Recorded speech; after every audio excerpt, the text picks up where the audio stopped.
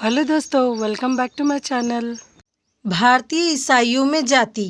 यहाँ मैं एक बात कहना चाहती हूँ कि भारतीय धर्म एक ईश्वर मानकर पूजा करना, भजन करना मात्र नहीं है, बल्कि हिंदू धर्म जीवन जीने का एक व्यवहारिक तरीका है। इसलिए धर्म परिवर्तन करने पर भी हिंदू व्यक्ति जिस भी धर्म में जाते हैं वहाँ वे अपना अलग ही पहचान बनाए रखते हैं और हिंदू धर्म एवं भारतीय सभ्यता से जुड़ने पर यहाँ के सभी धर्मों में, चाहे वो विदेशी धर्म ही क्यों ना हो, उनमें भी भारतीय सभ्यता से जुड़े कुछ लक्षण दिखाई देते हैं। भारत में ईसाइयों का आगमन लगभग 1800 वर्ष पूर्व हुआ। तब से ही ईसाई धर्म हिंदुओं के संपर्क में रहते आए हैं। इसी कारण से ईसाई समुदाय में भी हिंदू जाति व्यवस्था के कुछ लक्षण प्रवेश कर गए हैं। अगर आपने मेरा ईसाई धर्म का वीडियो देखे होंगे तो आप ईसाई धर्म के बारे में जानते होंगे, और नहीं देखे हैं तो जाकर धर्म वाले प्लेलिस्ट में देखिएगा कि ईसाई धर्म में कौन कौन से नियम पाए जाते हैं।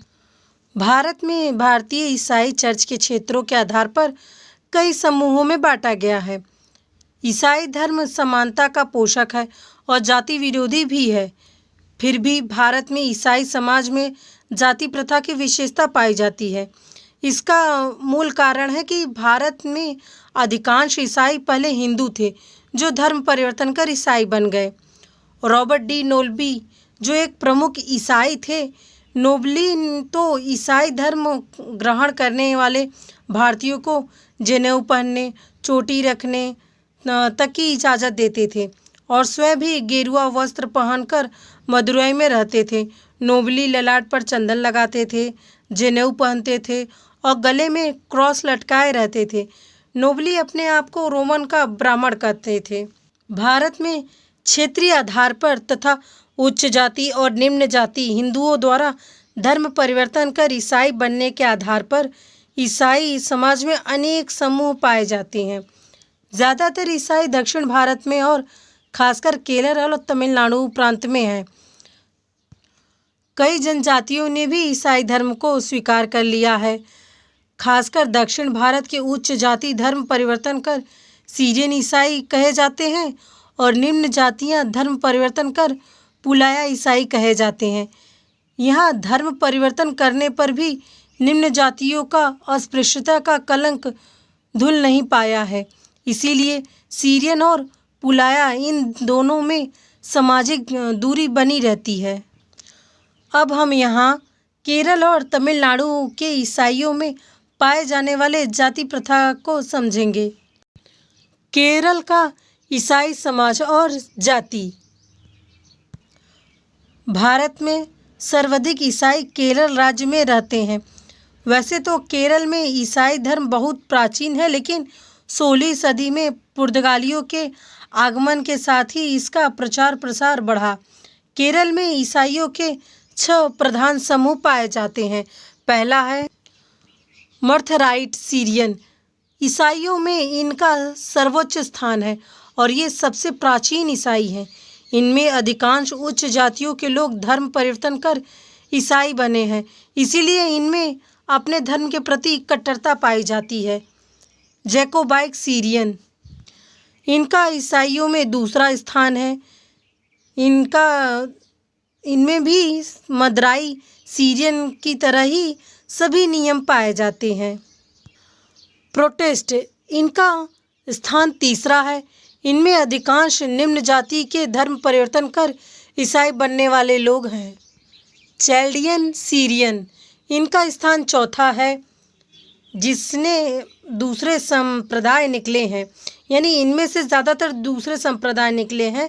इस संप्रदाय के लोग ज़्यादातर व्यापारी हैं। इन्हें नेस्टोरियन भी कहा जाता है। सीरियन कैथोलिक, इनका समाज में 5वां स्थान है। ये अपने को सबसे प्राचीन ईसाई मानते हैं और अपने चर्च को सच्चा ईसाई चर्च कहते हैं। ये लोग दूसरे संप्रदाय को घृणा की दृष्टि से देखते हैं, साथ ही छोटी जाति के लोगों को अपने में मिलाना नहीं चाहते हैं। लैटिन कैथोलिक चर्च, देखिए लैटिन कैथोलिक धार्मिक अवसरों पर लैटिन भाषा का प्रयोग करते हैं, जबकि रोमन कैथोलिक सीरियाई भाषा का प्रयोग करते हैं। इन संप्रदाय के लोगों को पिछड़ा हुआ माना जाता है। ये लोग सामान्यतः नशाखोर होते हैं। इसके अलावा इसमें चर्च, विवाह, खान पान, रहन सहन और सामाजिक दूरियां हिंदू जाति प्रथा की तरह ही पाई जाती हैं, खासकर सीरियन और पुलाया ईसाइयों में। और आज भी लगभग सभी ईसाई जाति नियमों की निषेधों और रीति नीति का पालन करते हैं। तमिलनाडु में ईसाई समाज और जाति।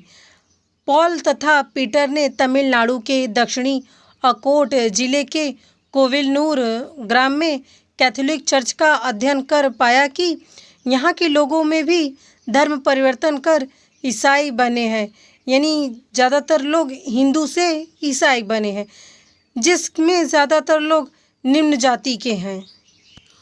कोविलनूर में कई जातियां हैं जो आपस में जजमानी प्रथा द्वारा जुड़े हुए हैं।